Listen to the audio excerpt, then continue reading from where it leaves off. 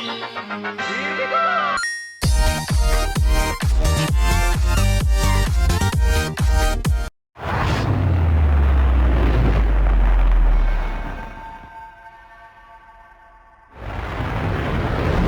so what's up everybody, it's Movies 12, we're back at you guys with a brand new video, and today, as you guys see by the title, I'm going to be talking about Eagles and the Giants. Eagles beat the Giants 35-30, and yeah, let's just get into it. So this was Pat Shurmur's first and final game as interim coach of the Eagles. As we all know, Chip Kelly was fired, and to be completely honest, the Eagles played really well today. Obviously mistakes, the fumble and the tip pass, but for the most part, the Eagles really did play well today under Pat Shurmur as interim coach. Now, they didn't change much. I know in my last video I said we're going to see him go slow, but after I thought about that, he only had really like 5 days to prepare for this game, so I don't think he's going to be messing around with the playbook too much. But one thing I did notice with the Eagles that I really liked was that even though it was the same plays as before, with Chip Kelly, number one, they went slower in the beginning. So they didn't come out, boom, boom, boom, 3 and out. No, they came out and they sort of went slow. And once they got that first down, then they started to pick up the pace. That's what I felt always was the problem with Chip Kelly. Everyone talks about, okay, in this offense, once you get that first down, then you get things going.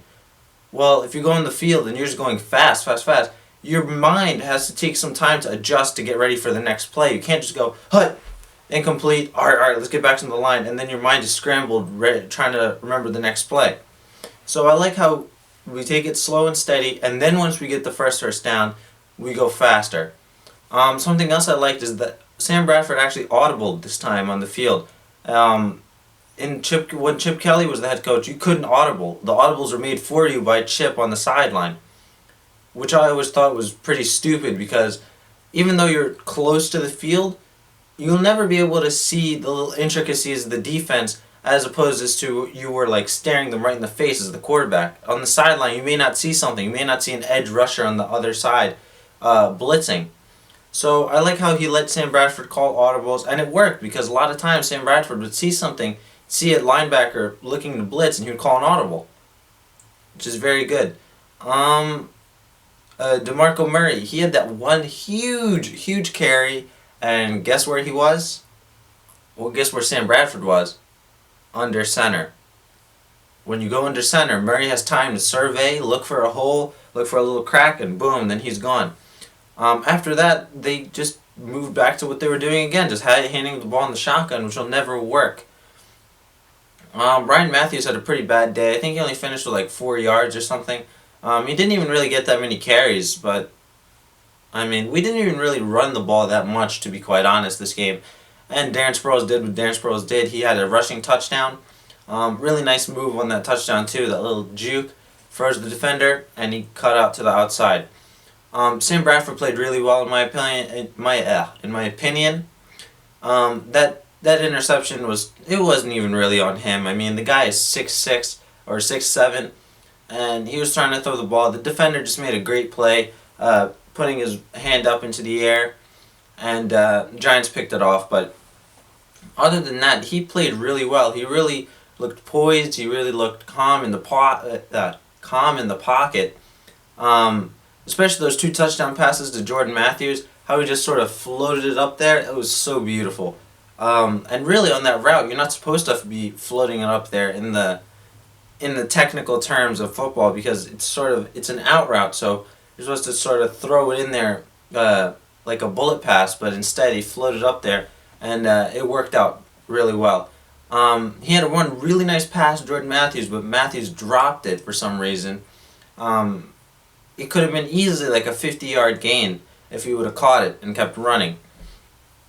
But like I said, Sam Bradford played pretty well. The defense, that was ugly. That was ugly defense today. Interior rush defense was terrible. Rashad Jennings was running all over us. The secondary was pretty bad, to say the least, but there were some bright spots. And Walter Thurman with that extra nice pick 6. Michael Kendricks with that clutch incompletion at the very end. And Marcus Smith.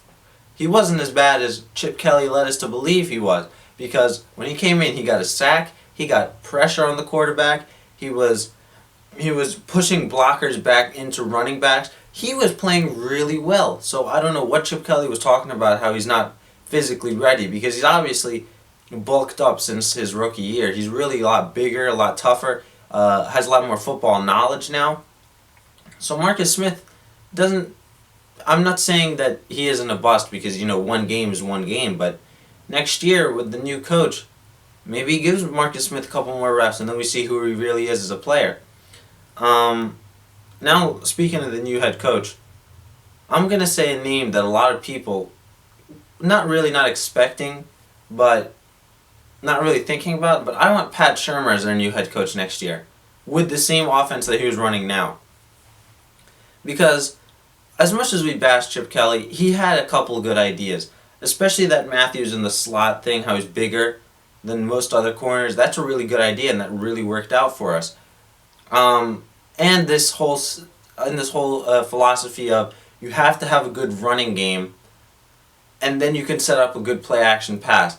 I really buy into that philosophy of having a good running game, and then after you establish the run, you can have a good play-action pass. What I don't like, though, is the whole constant tempo thing. Now, obviously, some tempo is nice, as we saw in this game. But with Pat Shurmur's idea of, okay, we're going to let Sam Bradford audible at the line. We're going to go a little slow in the beginning and then speed it up after we get a couple first downs. These are good ideas that built off Chip Kelly. If Chip Kelly wasn't so stubborn and sort of implemented these ideas, I don't think we'd be sitting at 7-9 at the end of the year. I really don't think so. I think we would be winning the division quite comfortably and looking to get into the playoffs. But, Chip Kelly, he stayed hard-headed. He didn't make adjustments. He would consistently call the same plays over and over. Like, if you would look on the sidelines of the game, Pat Shurmur had a tiny little playbook, and it only had a couple plays on it. But because he mixed them up and he sort of reversed them, so that same touchdown to Matthews was on the right side, he just did the same exact thing, but it was on the left side this time. So it kind of throws off the defense. Obviously, I'd like to see Bradford get under center more.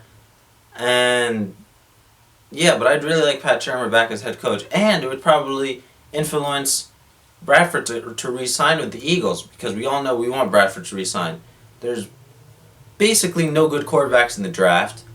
No good quarterbacks in free agency. Bradford is your only hope. And to have a bit of consistency at that quarterback position is critical, because you see the bad teams, Cleveland, even Houston, even though they're going to the playoffs, they're not really that good. They don't have a good quarterback. A whole crap ton of teams just don't have a good quarterback. They don't have that franchise quarterback, and they keep flip-flopping.